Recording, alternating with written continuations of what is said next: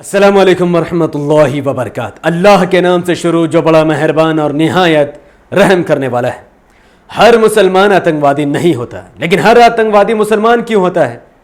अक्सर लोग ऐसी बातें मुसलमानों से कहकर उन पर तंज कसते हैं, लेकिन वो नारे जाहिल लोग ये नहीं जानते कि आतंकवाद की परिभाषा क्या है।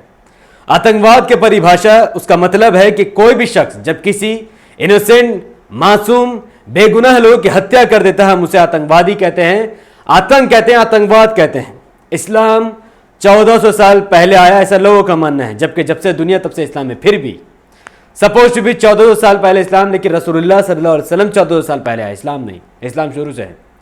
और आज 2020 चल रहा है। मैं आपको 96 साल पहले ले जाना चाहता हूं। 96 साल पहले 28 जुलाई 1914 जब दुनिया का सबसे बड़ा और पहला आतंक दुनिया में फैलाने की कोशिश की जा रही थी, वर्ल्ड वॉर 1 सबसे पहला विश्व युद्ध छेड़ा गया 1914 से 11 नवंबर 1918 तक, जिसमें 1,70,00,000 लोगों की जान चली गई और 2 करोड़ से भी ज्यादा लोग घायल हो गए। क्या यह जिहाद था? गलत। यह लड़ाई, यह विश्व युद्ध, यह आतंक का नंगा नाच Russia, America, France, Britain, Japan ने मिलकर किया था। किसके खिलाफ? जर्मनी, ऑस्ट्रिया हंगेरी और ओटोमन एम्पायर के खिलाफ।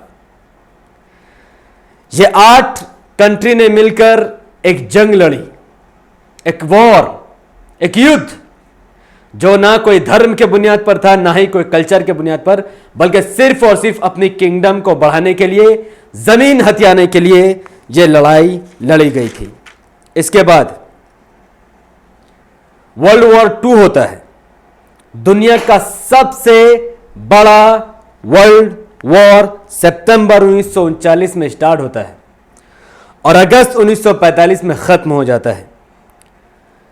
6 साल में चली इस युद्ध में, इस जंग में 7,80,00,000 लोग मारे जाते हैं, जिसमें से 2 करोड़ आर्मी, लेकिन 4 करोड़ आम नागरिक, आम सिविलियन मारे जाते हैं।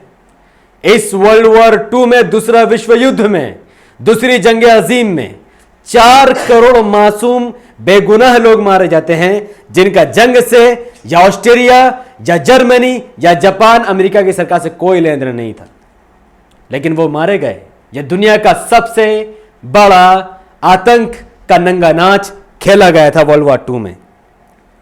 रही सही कसर अमेरिका ने पूरी की, जब अमेरिका ने हिरोशिमा और नागासाकी में एटम बम फेंक दिए और एक झटके में 2 करोड़ 2 लाख से भी ज्यादा लोग मर गए और लाखों लोग जख्मी हो गए। यह दुनिया का सबसे घिनौना, सबसे खतरनाक बॉम्ब ब्लास्ट आतंकवादी हमला था, जिससे 2 करोड़ से भी ज्यादा लोग मौत के घाट उतार दिए गए और लाखों लोग जख्मी हो गए। फिर भी लोग कहते हैं कि इस्लाम आतंकवाद सिखाता है, जबकि दूसरा विश्व युद्ध, दूसरी जंग अजीम और second world war allied power versus axis power में हुई थी। अलाइड पावर में United kingdom, France, America, USSR जो आज का रशिया है, और चाइना, जिसके खिलाफ जर्मनी की नाजी, इटली और जापान थी। इसमें कोई भी इस्लामिक कंट्री नहीं थी और कोई भी जिहाद नहीं खेला गया। इन दोनों के आपस में घमंडियों के किंगडम के चक्कर में, अपने कल्चर को बढ़ावे या किंगडम को बढ़ाने के चक्कर में 7 करोड़ 80 लाख लोगों की जान चली गई। और वर्ल्ड वॉर 1 को और वर्ल्ड वॉर 2 को एक साथ अगर मर्ज कर दिया जाए, जोड़ दिया जाए, और इन दोनों में मौत का आंकड़ा निकाला जाए, तो पहली वर्ल्ड वॉर में 1 करोड़ 70 लाख और दूसरी वर्ल्ड वॉर हिरोशिमा नागासाकी में बॉम्ब ब्लास्ट के साथ 7 करोड़ 80 लाख, तो टोटल 9 करोड़ 50 लाख लोग इस वर्ल्ड वॉर 1 और वर्ल्ड वॉर 2 में मारे गए, जिसमें इस्लाम का कोई रोल अदा नहीं है। यह वर्ल्ड वॉर 1, वर्ल्ड वॉर 2 और 9 करोड़ लोगों की मौत का जिम्मेदार कोई और नहीं बल्कि अमेरिका है, क्रिश्चियन है और जुडाइज्म है और अन्य कंट्री के लोग हैं, इसमें इस्लाम का कोई लेना देना नहीं। तो जो लोग समझते हैं कि इस्लाम आतंकवाद सिखाता है, तो 1400 साल से लेकर अब तक, जब से रसूलुल्लाह सल्लल्लाहु अलैहि वसल्लम दुनिया में आए हैं, जितने भी युद्ध हुए आप सल्लल्लाहु अलैहि वसल्लम के दौर में, आप सल्लल्लाहु अलैहि वसल्लम की हयात मुबारक में कितने भी गज़वे किए गए, 1000 भी लोगों की मौत नहीं हुई है। 1000 लोगों की भी मौत नहीं हुई है। यहां पर आज से 96 साल पहले जो युद्ध लड़ा गया उसमें 9 करोड़ लोगों की जान चली गई, फिर भी आतंकवाद कोई क्रिश्चियन या जुडाइज्म को नहीं कहता, हालांकि धर्म का कोई एंगल नहीं है। इजराइल दुनिया का सबसे फितनाबाज कंट्री है, इस बात का कोई दो राय नहीं है। लेकिन अमेरिका फर्स्ट वर्ल्ड वॉर में भी था और सेकेंड वर्ल्ड वॉर में भी था, और जितना बड़ा आतंकवादी हमला उसने हिरोशिमा और नागासाकी में एटम बम गिरा कर किया, यानी एक झटके में 2 करोड़ लोगों को मौत के घाट उतार देना, अब तक का दुनिया में इतना बड़ा आतंकवादी हमला किसी ने नहीं किया जितना बड़ा आतंकवादी हमला अमेरिका ने हिरोशिमा और नागासाकी पर किया है। तो आतंक का पहला नाम और आतंक का आखिर नाम सिर्फ और सिर्फ अमेरिका है, जो अपने हथियारों को बेचना चाहता है, जो लोगों को बेवकूफ बनाता है, भारत को पाकिस्तान से लड़ाता है, शिया को सुन्नी से लड़ाता है, ईरान को सऊदी से लड़ाता है, नॉर्थ कोरिया को साउथ कोरिया से लड़ाता है, और किसी को किसी से लड़ाकर अपने हथियार की सौदेबाजी करता है। यह वही अमेरिका है जिसने वर्ल्ड ट्रेड सेंटर को खुद से उड़ाया और पूरी दुनिया में मीटिंग बैठाकर उसने कहा कि इस्लामी आतंक से आप सबको खतरा है, और फिर अपने हथियार को बेचने लगा, अपने कंट्री की इकोनॉमी और जीडीपी को बढ़ाने लगा, फेक आतंकवाद, फेक आईएसआईएस और तालिबान को खड़ा करके दुनिया को डराने लगा, और लगातार अपने हथियार को बेचकर दूसरे कंट्री को गरीब करके अपने कंट्री को अमीर बनाने लगा। ये वही अमेरिका है जो आतंकवाद को शुरू से लेकर आज तक फैला रहा है और 9 करोड़ लोगों की मौत का जिम्मेदार है। लोगों को इतना भी सोचना चाहिए कि जो अमेरिका अपने वर्ल्ड ट्रेड सेंटर की हिफाजत नहीं कर सका, वो क्या दूसरों की हिफाजत करेगा? जो इतना कमजोर है कि आतंकवादी उसके प्लेन में घुस जाता है उसके बोलने के मुताबिक, और वो प्लेन को हाईजैक करके वर्ल्ड ट्रेड सेंटर में उड़ा देता है, तो वो कंट्री आपको क्या हथियार बेचेगी? वो कंट्री आपको क्या सुरक्षा प्रदान करेगी? वो कंट्री आपको क्या वेपन देगी जो अपनी कंट्री की हिफाजत नहीं कर सकता? तो ये सब प्री प्लान्ड है, बेवकूफ बनाने की थ्योरी।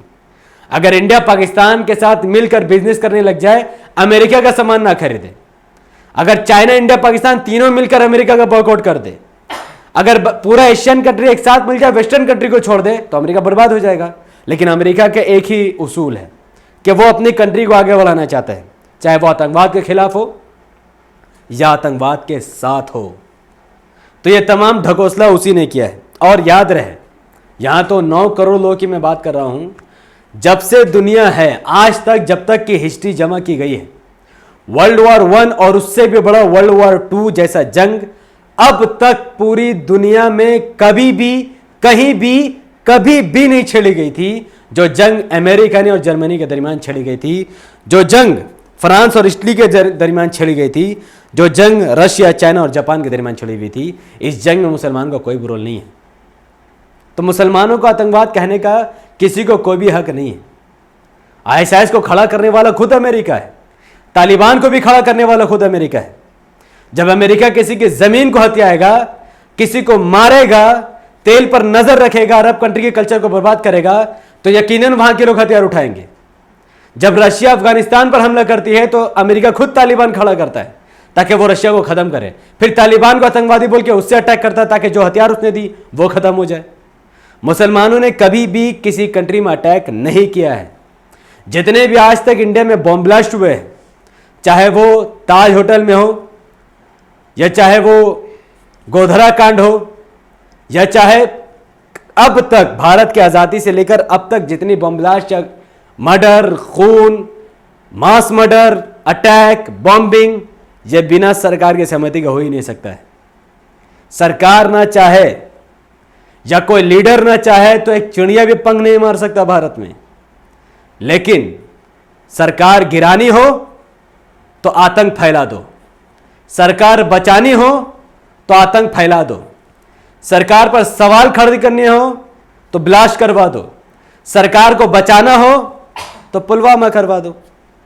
जब नरेंद्र मोदी की सरकार खत्म हो रही थी, सडनली पुलवामा अटैक हो जाता है, देवेंद्र सिंह वहां का इंचार्ज पाया जाता है, फिर बाद में देवेंद्र सिंह आतंकवादी के साथ पकड़ा जाता है और अब उसे बेल में छोड़ दिया जाता है।